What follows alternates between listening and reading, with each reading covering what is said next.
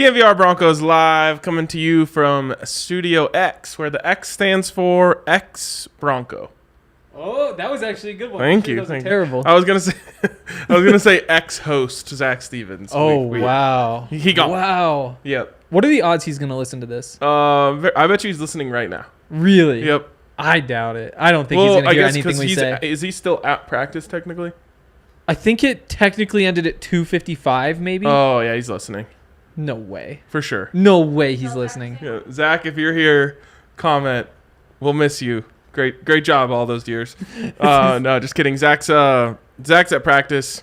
I wish I could say he was taking a Roby day, but he's not. He's actually at practice. And we're here talking about a couple news bits before we get into a draft of the best rookies. But let's just jump in right in the news. I said X stands for X Bronco, and that person is Joe Schobert. Yeah.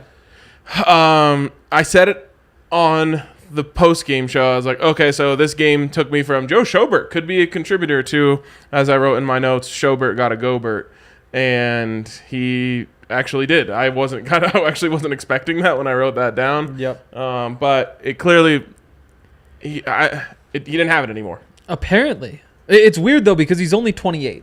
Like, he shouldn't just be washed at this point, you wouldn't think. But yeah, I mean, football's weird like that, man. Like no other sport can you just lose it overnight. I mean, this guy goes from Pro Bowler. Mm-hmm. Was he all pro? I don't think he was all pro. Pro Bowler in Cleveland. Yep. Hits the market, and I remember he was like the hot linebacker name on the market. Third largest contract that offseason. Jags give him a huge deal, $60 million? 55. Okay. And doesn't work out there, but that's not his fault. No one works out in Jacksonville. Mm-hmm. So then he gets traded to the Steelers. Doesn't work out there. I mean, he had some moments, I think. Yep. But the telltale sign for me was like Steelers fans did not like him. Yeah. And I was like, yeah, that's not good. They also saved $8 million by cutting him. Yep. So you could still be solid and get cut. You could paint a picture in your head. Okay, he still got it. Exactly. And then, to be honest, like you saw him on the field on Saturday, and no one looked good, and he obviously wasn't getting help from anyone around him, but he looked a step slow. He looked lost. He missed tackle. He was, dove and missed another one. Didn't miss the tackle, but wasn't able to get there. And it was just like, ugh, this doesn't look good. It's crazy though. I mean, and the other thing is he had 4 practices. Yep. Like that's it. Yeah. I think it was 4 because was he Tuesday or was he Monday? No. Oh yeah, he was last Monday. Was it Monday? So that would have been Monday, Tuesday, Wednesday, Thursday. Were there 5? 4 or 5 practices is the point. Yeah. But it's not like you're going to knock all that rust off immediately. And so, again, like you watch the game, you think, wow, he was pretty terrible there. But at least you can talk yourself into it because things will get better. And the whole defense was bad and whatever else. But it was ugly. Yeah, it was. And obviously, for them to make this move tells me that it also looked bad in practice.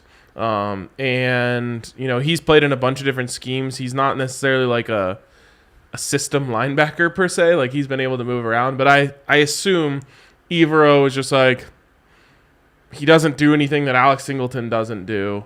If you're looking for a guy who can just kind of roam around and make tackles, Singleton might be better at this point. Yep.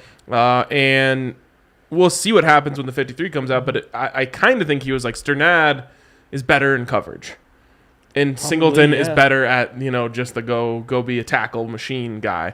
So it's like, yeah, I don't have a use for him necessarily. Totally. And I don't know, this probably isn't the case, but you could read some good news about Jonas Griffith into it. Yep, I saw people doing that on Twitter. It had nothing to do with my first thoughts. Yep. But you could.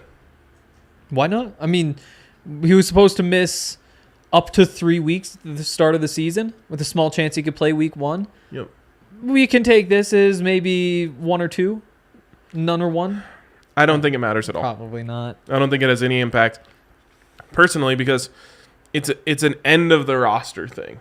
And Jonas Griffith is going to be on the 53 regardless. Yep. So it wasn't like, oh, you have an open spot, let's bring this guy in. It's like, okay, he's fighting to be the last linebacker on the roster. That wasn't what we originally thought, but that's obviously what it came down to. And they were like, yeah, he's not the one. So let's just get this going now.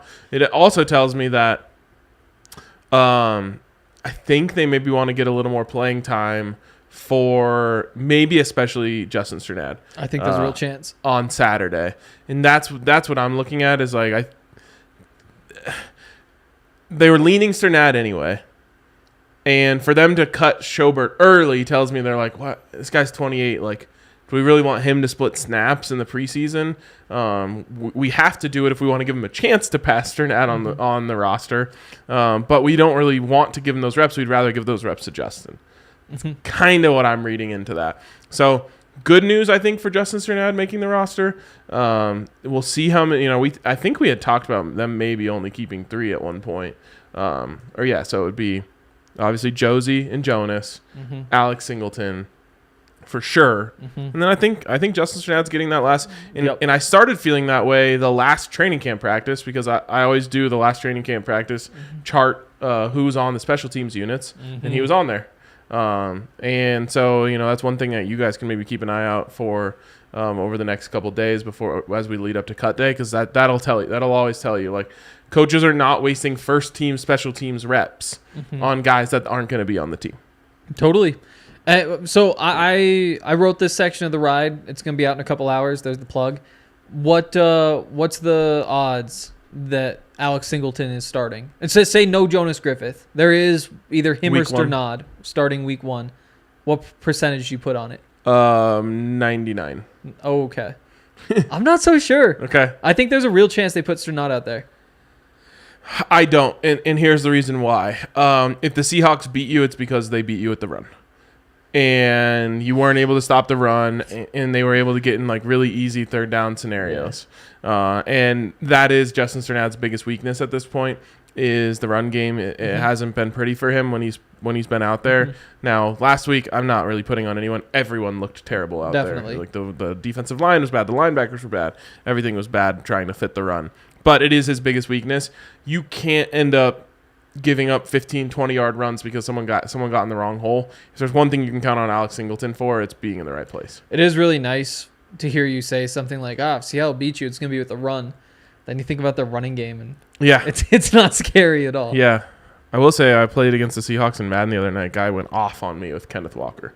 Oh, interesting. It sucked. He might be a good pickup in the Madden League. He might. Shouldn't have given you that little table talk. No, you shouldn't have.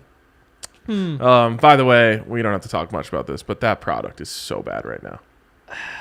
I like it. I just want it to be football, and it feels like it's more football than it was before. But it doesn't play right. The running game, in particular. It plays really weird. Yeah. It's like clunky and... Especially the running game. Yeah, I hate it. But yeah, I don't know. Like the pass rush, for example. You hate how fast it gets there. I like how realistic it is. What's interesting is I was messing around. So, like, I always do this before we lead up to a new season of the league. Try to play with as many players as I can. So I know, like, I like that guy. I don't like that guy. And I was playing with some good quarterbacks last night. And I think there's something written into the AI that's like the better the quarterback, the better protection they get. Interesting. Yeah, I'm not going to give away any names, but played with one guy specifically who, like, their line is not that good, and I had all the time in the world. Huh. Okay. I'm going to have to get back into that. I've only had a chance to play like 4 games online. I think I have played like 8. I told you this yesterday. I decided that in my franchise world, the NFL forced the owners of the Browns to sell the team. So I Good move by the league. Yeah, I swooped in, bought him, sent him to Toronto. Been building around CJ Stroud. How did the Argos feel about that? Didn't ask. Oh, okay. Didn't ask. Yeah. Yeah. You should have named them the Argos. Like, they just became the Argonauts. If in an old Madden, you could have done that. Oh, they're still just the Browns? You have to choose. There's 3 teams that you can choose from. Oh. But then, like, if you go St. Louis, there's no option to, like, change. You have to be the Browns. It's, yeah. Okay, weird. It's really Anyways, stupid. Yeah, it's move on. The other piece of news from today, and this one shocked me. Didn't shock you, I don't think. Or at least it was good news for you. Brett Rippon will start the 3rd game of the preseason this weekend, and that isn't necessarily the most shocking part. That part, I would have said, oh, okay, yeah. Probably playing the whole game. But the second part of that, which is Josh Johnson will get the second half. That blew my mind.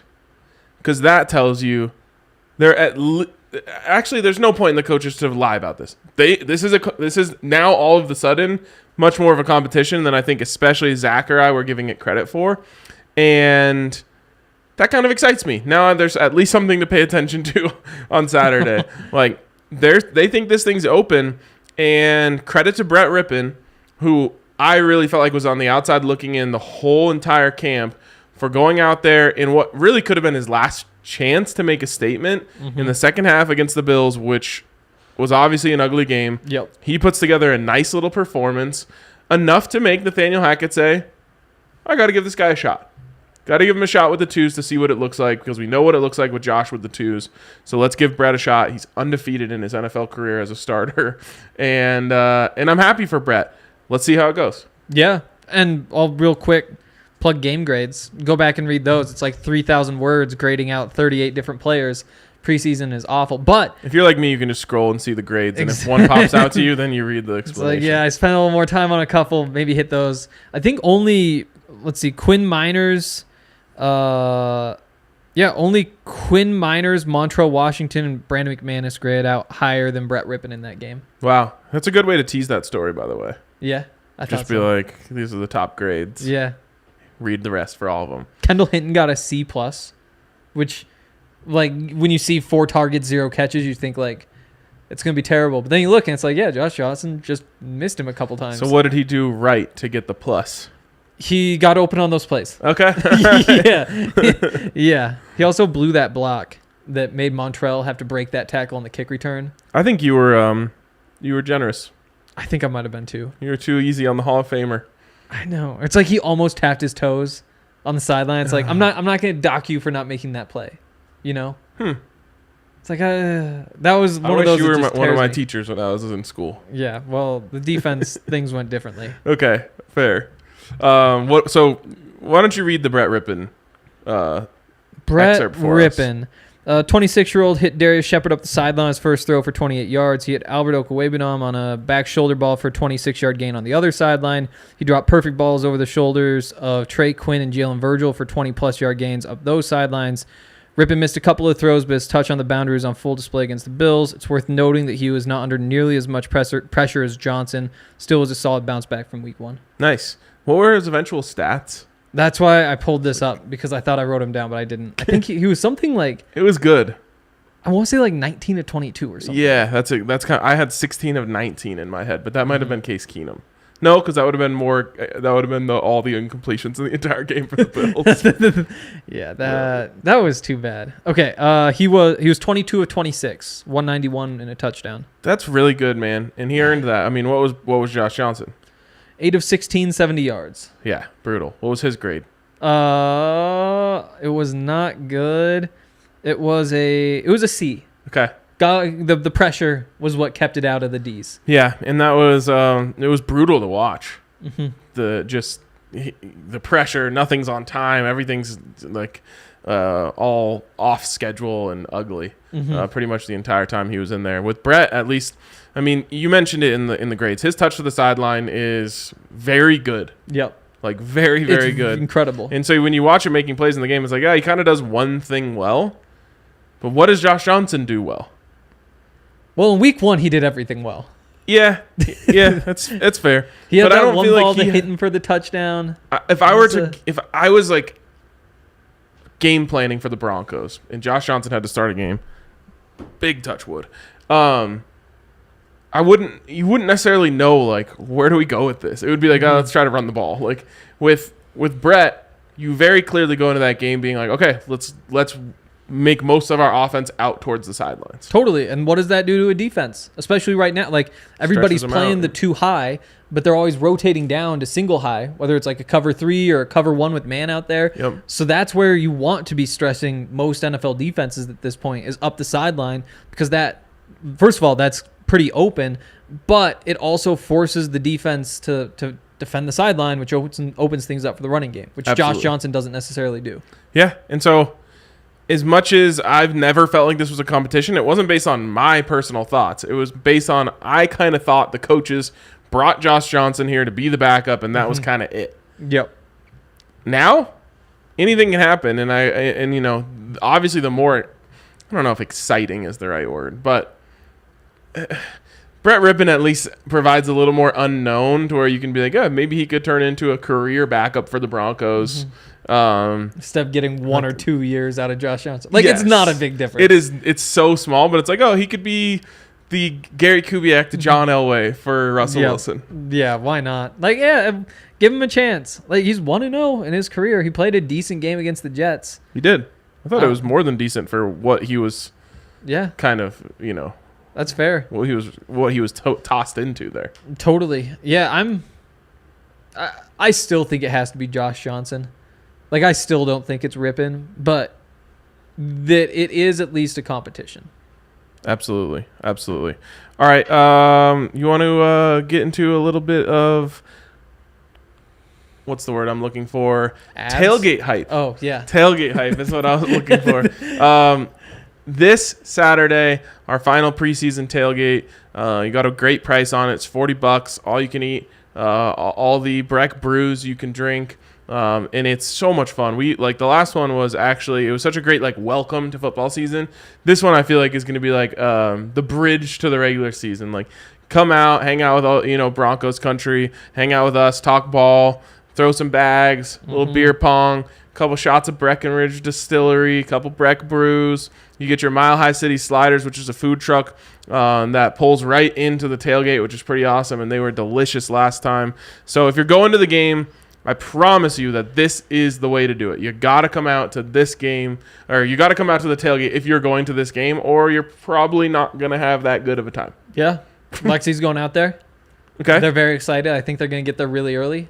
Let's go. Drink a lot of beers. Yes. It'll make the game a lot more fun. It is the fun, actually.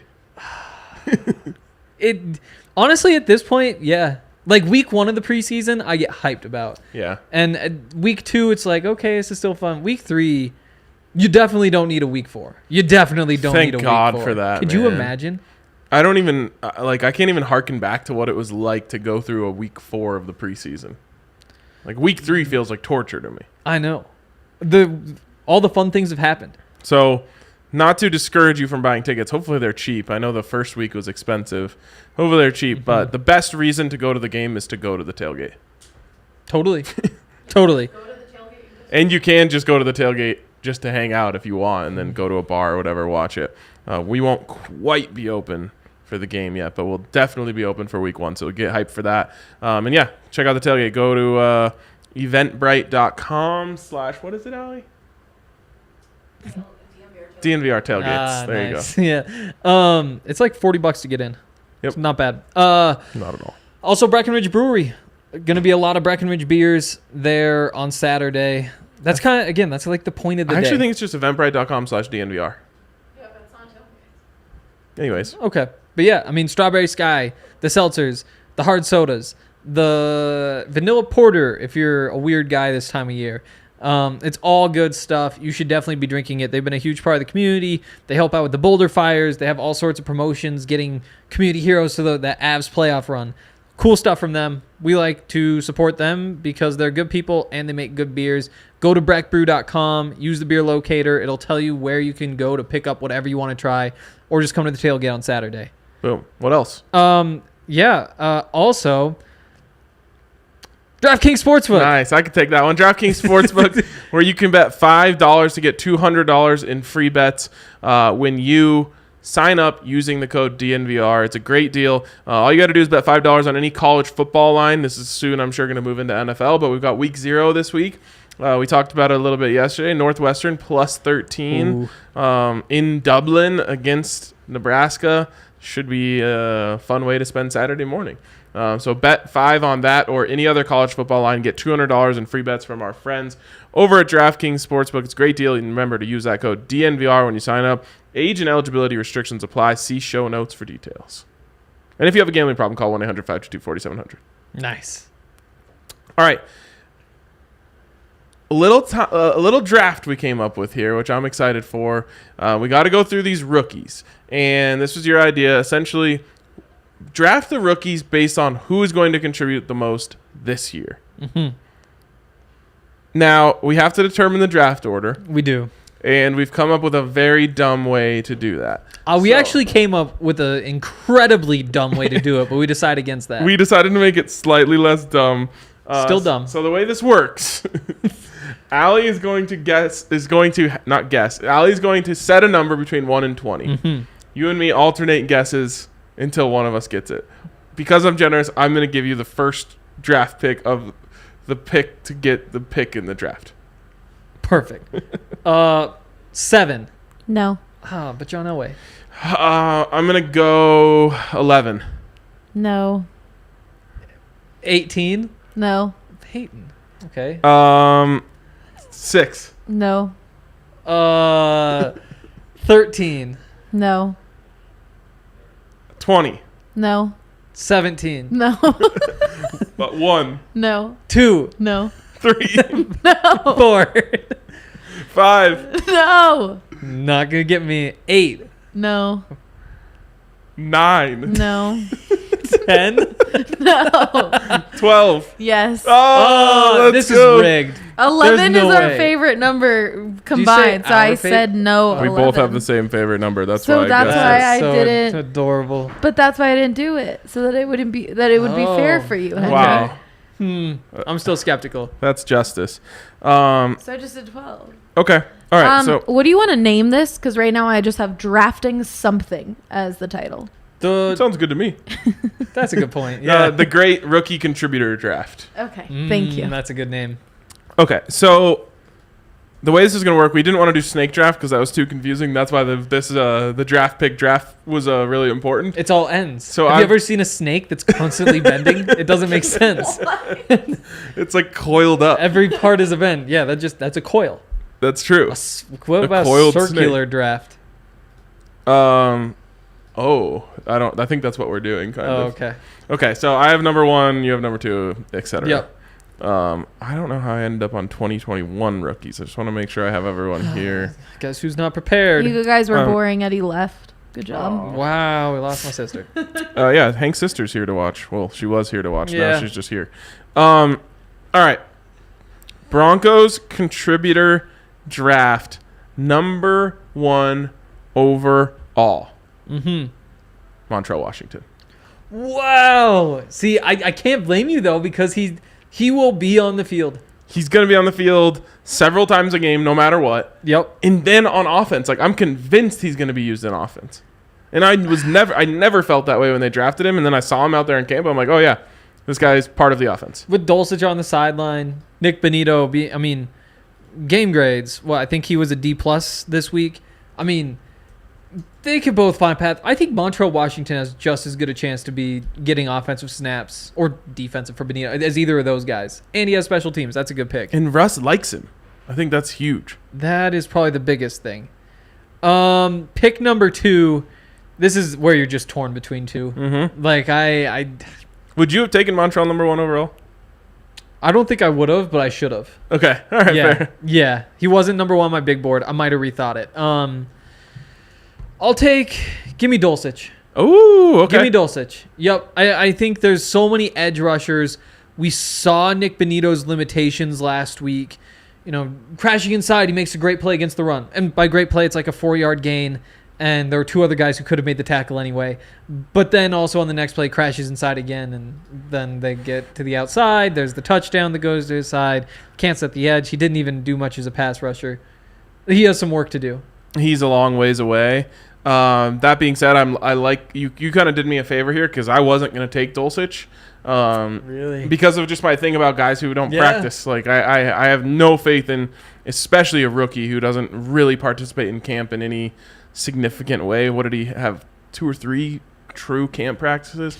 I remember the day he caught a touchdown from Russell Wilson. Wow. It's the only day I remember him being out And then there. we thought we were off and running. But We no, did. I mean, it helps that Albert O is playing the entire game.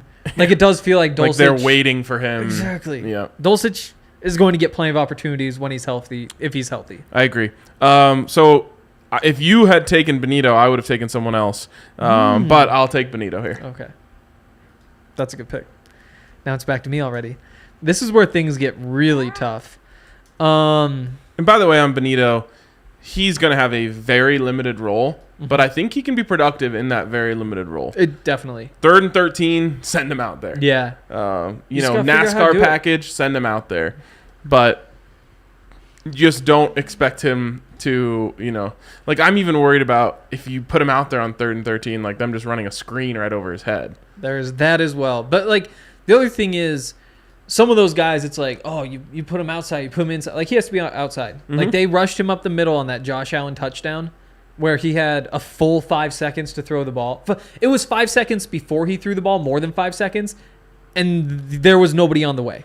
That could have been 6. That could have been more than that. The 2 guys on the edge were essentially the only people who made any impact on that play, and it was just because, like, the blockers just kind of, like, pushed them out, instead of, like they kind of pushed them into the play by just blocking them as Josh Allen went further and further back instead of stepping up. You have Nik Bonitto rushing up the middle, and he's a part of that problem. He never impacted the play in any way. But with Randy Gregory, Bradley Chubb, maybe you move them inside. There's a way to do it. I like the idea of putting Bradley Chubb and Nik Bonitto on the same side of the field. Me too.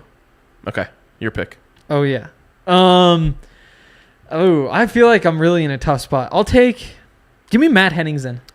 Whew, you keep just doing what I want you to do. God damn it. I don't want to hear that. Yeah, I mean, he was higher on my list than I thought he would be on yours. Obviously I know. Not. But I like what he did recently. He's been really good. Even in that preseason game, like, everybody's bad, including him for the most part. But there was one, like, little stunt where he's just, like, trying to take out a blocker. He just cleans up 2 of those guys. And you're just like, that is a big, strong guy. He's going to be good. Yeah. He just has that, like, motor that you like out of a defensive lineman. Like, it just feels like he's just going to grind his way into plays, which you love to see. All right. You left him there for me. Thank you very much, Damari Mathis. Yep, and that's who I was deciding between. Yeah. It's kind of the opposite story for those two in terms of Henningsen and Mathis. Mathis was like, if we would have done this draft a week into camp, I might have picked him first because he was just showing up, making plays every day. He finally got an interception, I want to say, on like the 5th day of camp. But it was like, man, he just keeps making plays. Remember us talking about that? It's like he just keeps making plays, and today he finally got over the hump and made an interception. And then he faded a little bit later down, as camp went on. But I'm going to say that during that time early in camp, he earned his way into a supporting role in the secondary. And to be honest, Ojemudia has been so bad recently that there's going to be an opportunity for him to surpass him. And I mean, we see it. You have to think the coaches have seen it. Yes. And I think that Ojemudia having the injury is a good excuse to say, like, okay, Damari Mathis is our number 4 corner, or like number 3 boundary guy, because it's weird when K1 only does the thing that K1 does. Yeah. But I think that with Ojemudia sidelined, like, that's it for him being number 4. Yeah, I think so too. Man, what a weird path Ojemudia has taken. He came in with a lot of excitement. Mm-hmm. Then he went out there and was pretty bad early in his career. With a couple of big plays. Yeah, but people like wrote him off. Oh, yeah. And were just like, this guy sucks. Then at the end of that season, he really came on. Yeah. And it was like, wow, this is awesome. And I have some guy who constantly quote tweets me saying at one point during that season, like, there's still time to delete your bad Michael Ojemudia takes. He like keeps trying to like dunk on me for for saying that. I'm like, this is a weak effort. Yep. But then obviously injuries. Then the hype like returns this year, and then it all just goes away. It's been one of those things where it feels like he's almost there a couple times, then has a setback for whatever reason. Totally. And like everybody was all ready to jump on the hype train again. He just has had a rough month or so. And that continued on Saturday. I think he might have he might have the lowest grade all alone. But it was just an ugly day, and there were like, even when you're like, okay, good tackle, next play just gets shaken out of his shoes, and you're just like, okay, this is not going well. And then he got hurt, and I don't know. Damari Mathis is a good pick. He'll see the field. I decided I'm not. First of all, he needs to like He needs things to break his way a little bit to see the field. I think Henningsen pretty quickly is a part of that rotation. I know, maybe that's a hot take. Go ahead. I mean, there's like 6 of those guys that'll get in there, and I think he's one of those 6. All right. But yeah, Damari Mathis, we'll see if he gets in, and we'll see what happens if he does. Your pick. Your last pick? No. No, he's got. Okay. We're doing fun. Give me the Hung Young individual. No. Yep. Finally, you took one that I wanted. That's Brandon Johnson. He's been so good. You know, it's scary to take him just because I don't even. He might not make the team. He might not make the team. You've got Jalen Virgil right there. You've got Seth Williams right there. Tyree Cleveland is kind of the wild card in all this, but he's just been so good. If one of these rookie receivers is making plays this season, I think it's Brandon Johnson, and I think that the coaches probably realize that too, and that's probably why he makes the team. Yeah, yep, I like it. I thought I was gonna be able to maybe like pull a rabbit out of a hat on you in the final round, but good job, good pick. And that leaves me with my very last pick. I gotta say, I'm not that energized by any other undrafted guys. Yep. So I think that makes this one pretty easy for me. I'm gonna take Ioma Uwazurike. Okay. The tape in the preseason has not been great so far. I don't even know how to Google that. Can you just let's just see you try to spell it. Ioma Yes, Uwazurike. Ioma Uwazurike. Let's see what you got here. You can't be that wrong. It's pretty like Which is sounded why out kind of you name. can sneaky embarrass yourself with a tough name here. If you're not close, you know? Yeah, that's true. Yeah. All right, so you want me to spell it for you? Oh, she's going to cheat. I just spelled it on Google and literally no searches in all of Google. All right, well, what do you think the first letter is? Why? Okay, yeah, I can see why you did. Yeah. All right, the first sound is E, so the first letter is E. E-Y-O-M-A. E-Y-O-M-A. E-Y-I-O-M-A, sorry. E-Y-I. O-M-A. O-M-A. U-W. Is this a separate word now? Yes. U-W. A-Z-U. A-Z-U. R-I-K-E. R-I-K-E. There we go. I would have Wow. spelled that so wrong. Yeah, if Zach was here, he would have just said any, He would have. and you would have gotten a cop-out. That is true, but we don't do that. So here's what it comes down to for me. I love his college tape so much that I just feel like it has to come alive at some point. Now, as we know in the pros, that doesn't always happen. You can have great college tape and not be a great pro. But for someone who has his size and his strength, it feels like technique is the last piece. And if he just gets that down, then he's going to break out eventually. But I'll be honest with this pick. It's just like I don't like anyone else. That's fair. That's fair. You know, I'll say I'm down to Jalen Virgil and Faion Hicks. I can kind of hedge my Brandon Johnson with Jalen Virgil, but that feels like a cop out. 2 for 1 type of thing? Like, Yeah. I mean, I guess You can they could only both- get one. They could both make the team. Maybe there's like an injury at some point, touch wood, and then both get opportunities. I'll take Faion Hicks, and that's a bold one. Yeah. I'll justify it this way. I think that the Broncos are more comfortable with Hicks in the slot than they are with Mathis in the slot. And we'll see if that's true. But let's say Isaiah Bassi doesn't make the roster, which who knows, but he's had a really rough camp. They keep Faion Hicks, and then all of a sudden he is the backup to K'Wan Williams. I think you probably see a world in which Surtain goes to the slot and Mathis goes outside.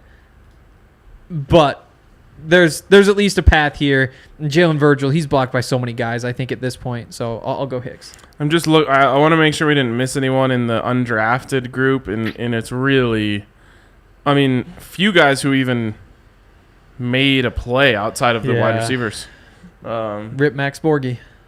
Yeah, but I'm just talking about this year's undrafted group, like Caden Davis gone, Tyreek McAllister gone, or not yet. Okay, but yeah. Rodney Williams, Dylan Parham, like you go through, there's just not a lot of no spice out of the rest of those guys. Brandon Johnson, Jalen Virgil have been the two guys. A lot of people talk about the Broncos' undrafted rookie streak, which isn't a thing. Anymore, It died a couple years ago, did. but it is going to be like 16 out of 17 years or something like that, assuming one of Brandon Johnson or both make the roster. So that's exciting. But other than that, the other rookies that went undrafted were Luke Wattenberg. I feel like he's done enough that he maybe deserved to be drafted. Yeah, the reason I didn't is because you already have Graham Glasgow, and I think that he gets on the field first. Yep. DeLaren Turner-Yell, just quiet. I would say he had a quiet camp. Caden Stearns, PJ Locke in front of him. Yeah, so that's going to be tough for him.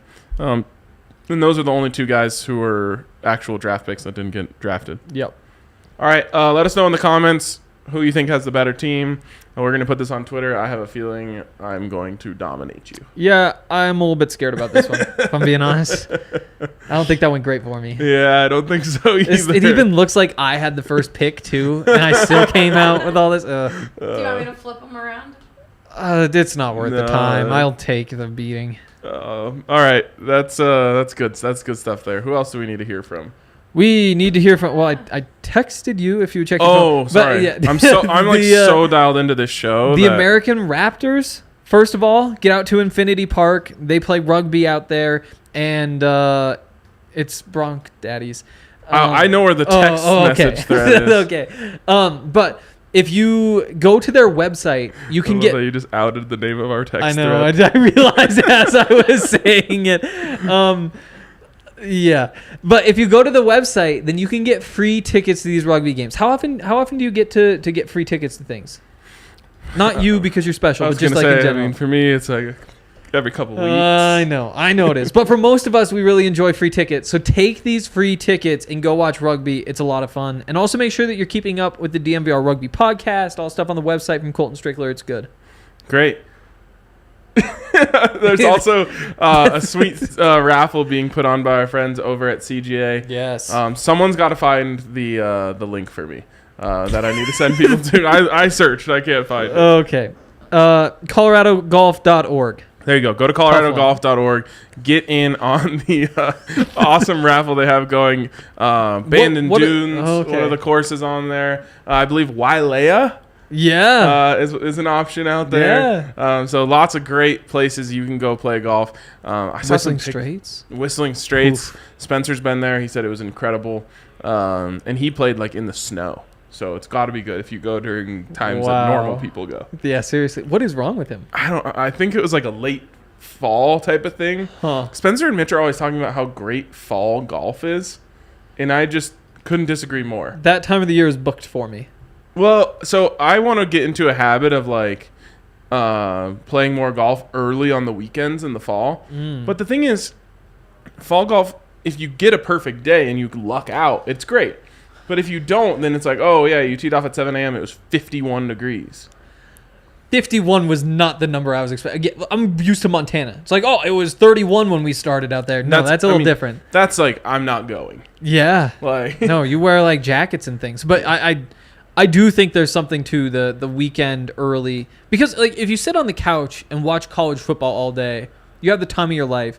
But also you do not feel good at the end of the day. That's true. You're like, you had like 2 2 meals that were bad for you. Yes. You had zero movement other than just to the bathroom or to the fridge. Even if you just knock out 9 holes at like 8 a.m.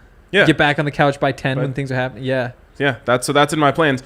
And great time to plug the golf tournament, which is happening at Raccoon Creek next Friday, a week from Friday. I can't believe that's wild. Coming up that soon. But that's exactly what we're doing. We're playing golf early in the morning, 8 a.m. shotgun, I believe. And then we'll head straight to Folsom Field after a quick shower after the round. That is the way to attack a weekend in the fall. So we'll talk later about getting some early Saturday morning tee times. Also, for tailgates, just go to eventbrite.com and then search DMVR and you will find all of our tailgates. Sweet. Also, Cool. I'm pretty sure /DNVR works. Oh, no, I looked it up and it does not. Oh. So you are wrong. Well, I was told it does.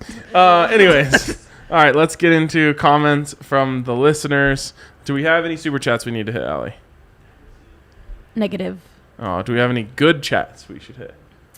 Nathaniel Brown said best Broncos pod hands down. So Let's go. Yeah. I also saw the homie Jose said RK1, so that's definitely a good comment. Interesting. Yeah. he also helped me spell that's probably that right. very hard name. So thank you, Jose. Oh, there we go. All right, let's jump into the comments from the listeners. And the first one here comes in from Mark Shippers, an OG, who says, "Hey guys, quick question. Why do all running backs wear 26 for Denver look like a cross between Walter Payton and Barry Sanders? And Clinton Portis for sure fits. Yeah. Tatum Bell was Yep. liquid. And Mike Boone looks gorgeous when he has a hole." I don't know, just an observation, Mark in Kansas. It is really true. That is true. Like, other than the part that they look like a cross between Walter Payton and Barry Sanders. 26 on a Broncos running back, for some reason, looks very right. They do play in that style, though. Like, it is just, like, quick and bursty and fast and all that sort of stuff. I was watching Barry Sanders highlights the other night, which, like, I could do forever. Yeah. How is it that there's not been another person who moves like that?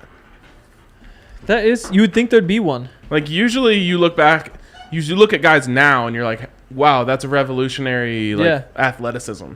Like, how, you're like, how has there never been anyone who shoots as well as Steph Curry? But that's like current. It's like we've had 20 years since Barry Sanders to be able to find another person who moves like Barry Sanders. We haven't been able to do it. Nobody really moves like Jerry Jeudy.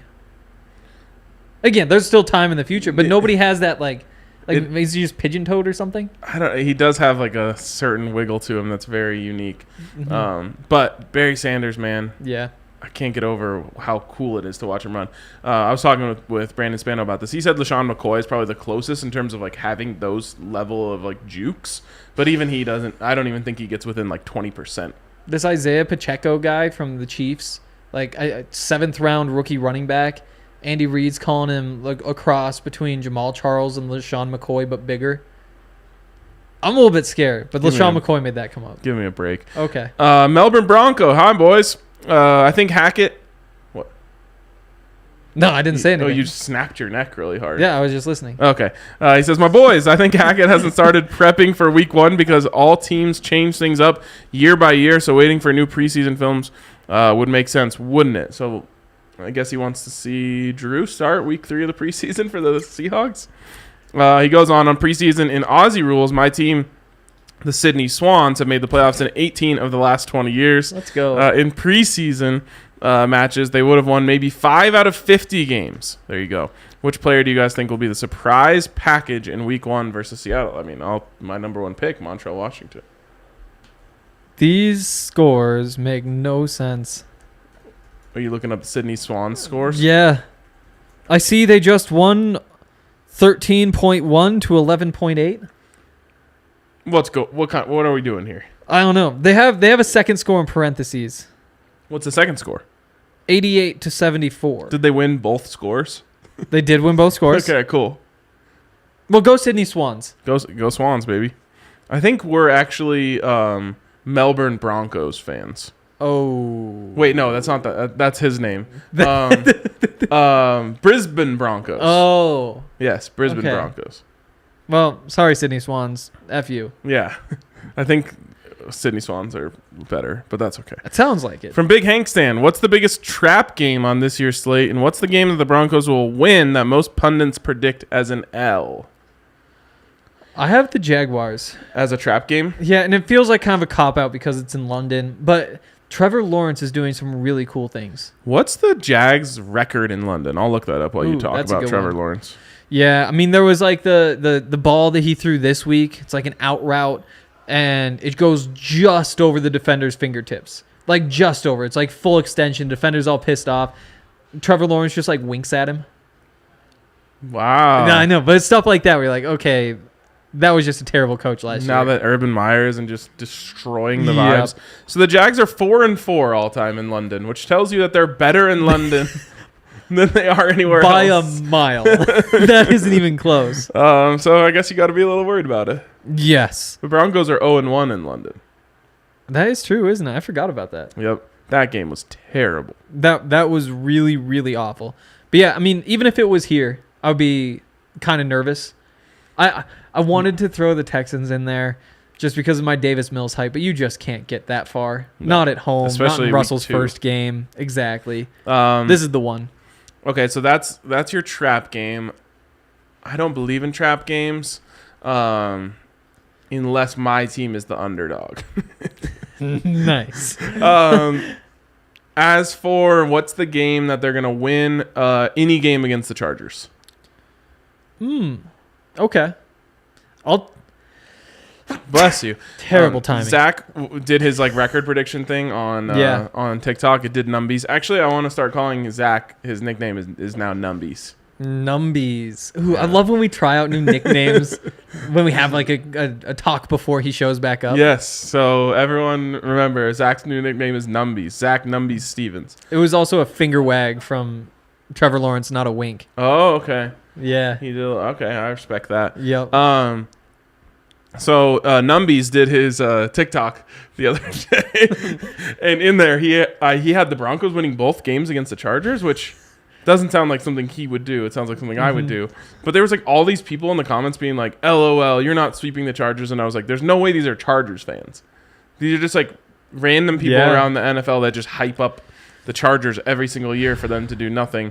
By the way, it's already begun for the Chargers. J.C. Jackson out 2 to 4 weeks, and that's approximately 2 to 4 weeks, which I've heard that before. And it's an ankle scope.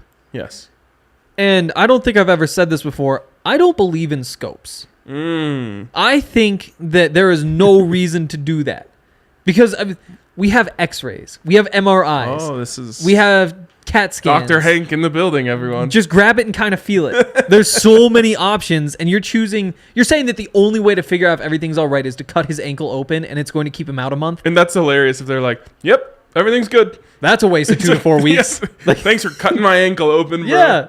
Yeah, no, that's terrible. I don't think that's probably ever a good idea. There has to be a better way. I think there's just more to it, and that we're being undersold every time. They're like, "Yep, just got an ankle scope."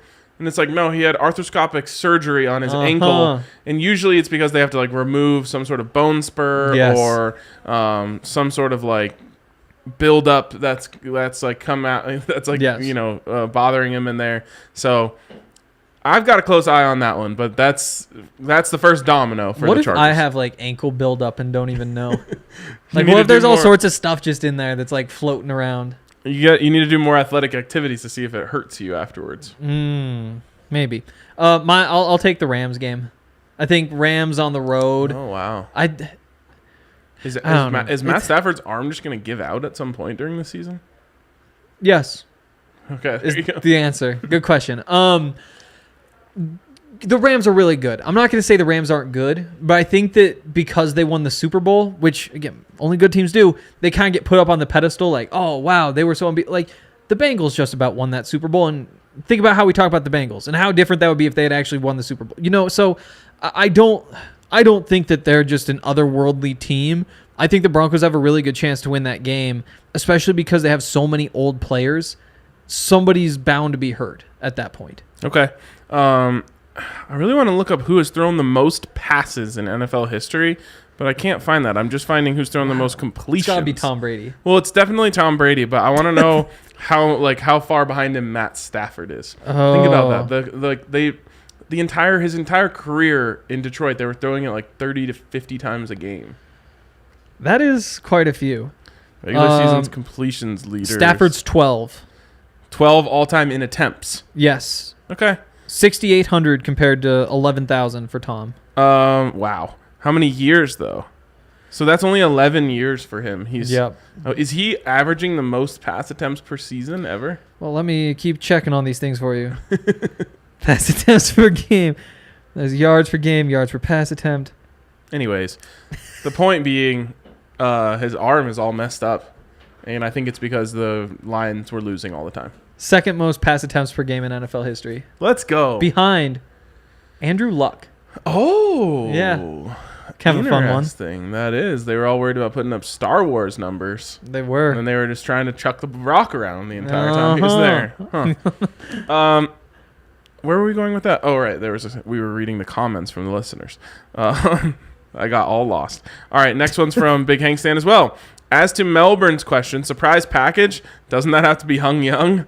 What says Jack in a Box style game breaker more than Mr. Johnson himself? So true. Very good. Surprise package. Yes. Danimal. All right, guys. Plane tickets, game tickets, and hotel are all booked. And we, the loyal DNVR people, need the deets. Where's the tailgate, post-game party, and Halloween party in London? And the better question is, can we all do group costume as colonial rebels and stir up a bit of trouble? That seems like a bad idea. No, we absolutely need to do that. That is the best Halloween costume for Americans in England. So I talked to the English. You talked about this. A couple of I wanted Brits. to call them Englanders. Is that a thing you can call I think them? it's the British. Okay.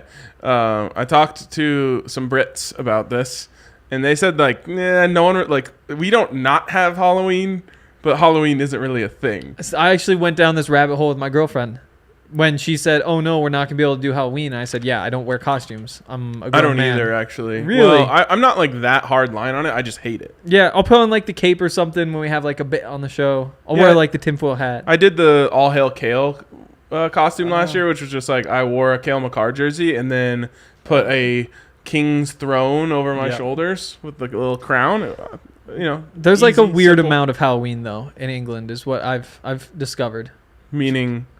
Like, it's a thing, but it's not really a thing. That's exactly what it was described to as me. It's like, yeah, we have it, but we don't really care about it. So when we all show up in our Revolutionary War outfits, people are going to go insane. Yeah. I might wear that costume. Okay, the deets will be coming soon, I promise.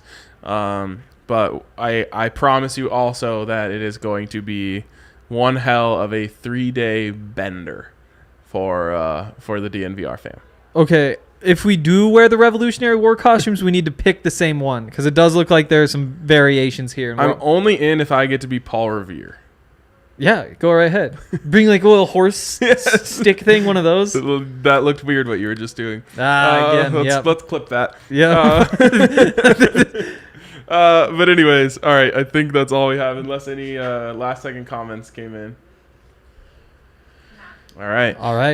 This has been fun. Henry will be on costume duty. I will work on getting the deets to a place where we can release them. Come to the tailgate on Saturday. Come to the golf tournament next Friday. And, of course, we'll be right back here tomorrow. Tomorrow's just me and Zach. I'm now the staple of the show. So we'll see you guys later.